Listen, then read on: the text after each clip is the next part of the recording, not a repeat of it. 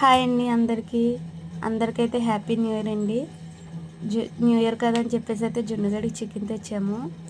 First time అండి అది chicken పెట్టడం. ఇవాళ న్యూ ఇయర్ కదా అని చెప్పేసి ఇవాళ నుంచి పెడదామని చెప్పేసి అయితే తెచ్చామండి.